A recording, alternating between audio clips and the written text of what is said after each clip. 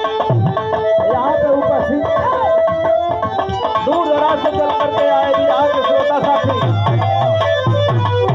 मैं आप सभी लोगों का हार्दिक अभिनंदन वंदन मंच के माध्यम से करता हूँ।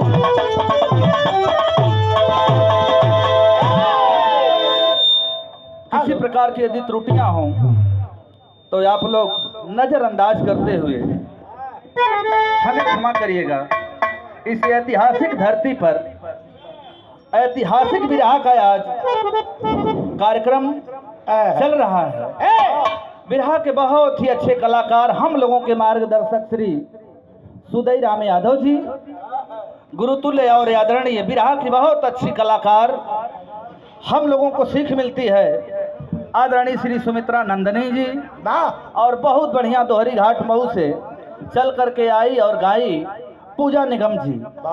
हम अपने पड़ोसी जिला में आप लोगों का हार्दिक अभिनंदन वंदन स्वागत करता हूं और उपस्थित सब भैया लोगों का जे भी आइल बा सबकर हार्दिक अभिनंदन वंदन बा। तनिष मास्टर बस खाली दू बात माई भगवती के बारे में समय बड़ी कम बा। हेलो हेलो तने भैया ऊपर वाला भैया